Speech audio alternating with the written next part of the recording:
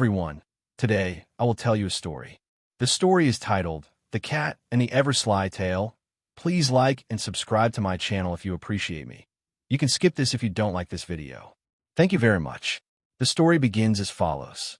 In a quiet neighborhood, there lived a cat named Pippin. Pippin was no ordinary cat. He had an extraordinary tail. It wasn't just long and fluffy. It had a mind of its own. As a kitten, Pippin had noticed his tail wagging independently, sneaking into places where it shouldn't be, and getting into trouble. But as he grew older, his tail didn't calm down. It only became more devious.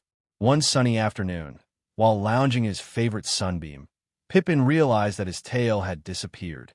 It wasn't wrapped around his body, as usual, and it wasn't hanging loosely behind him either.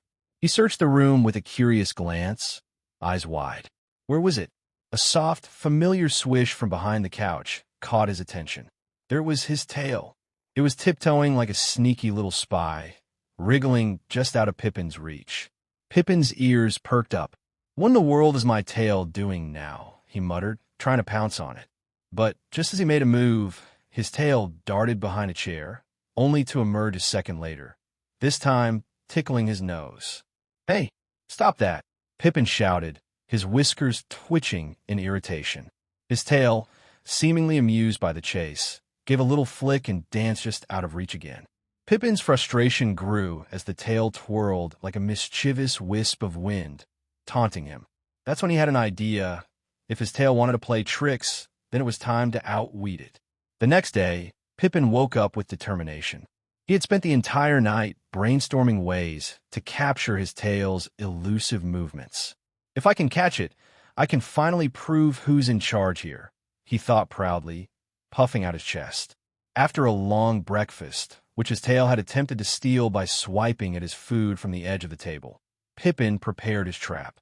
He carefully set up a string of yarn along the living room floor, leading to an empty box. The plan was simple. Lure his tail into the trap, which would be waiting in the box.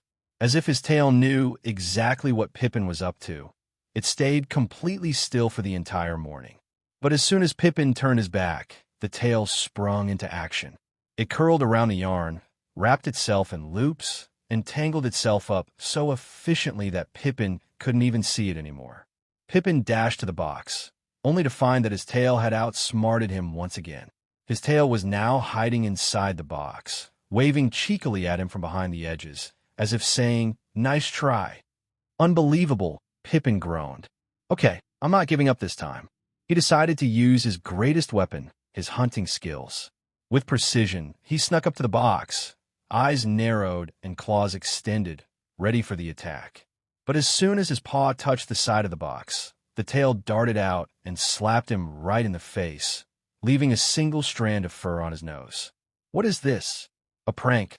Pippin growled, shaking his head in disbelief. He pawed at his face, but the tail, now perched atop the bookshelf, simply blinked at him like an innocent bystander. "All right, that's it. I'm going to put an end to this." The next day, Pippin had formulated a new plan, one that he was certain would work. This time, he would use patience. He knew his tail loved to play when it thought no one was watching. He decided to spend the entire day pretending to nap in the living room, his eyes barely open, as he let his tail think it was in charge. Sure enough, around midday, Pippin felt the faintest twitch of a tail against his paw. His eyes shot open. There it was, tiptoeing past his nose as if it were on a secret mission. With lightning speed, Pippin leaped into action. He lunged toward his tail, his claws extended, ready to capture it for good. But the tail was no fool. It zipped across the room in a blur of motion, leaving Pippin swatting at thin air. It scampered up the curtains, its fluffy fur brushing the fabric as it swung back and forth like a wild pendulum. Pippin scrambled after it, his paws slipping on the floor, his tail now caught in the heat of the chase. The tail moved even faster now, twisting around Pippin's body, flicking and curling as though laughing at his every move. Pippin's determination grew, but so did his confusion. How could such a small part of him cause so much chaos?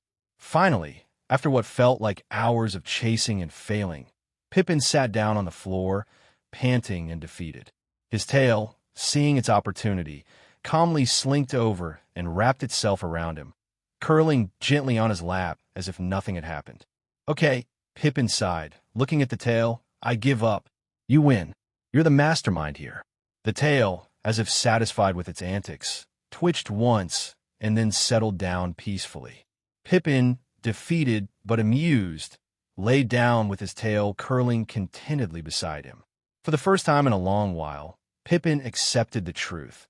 His tail was the true ruler of the household.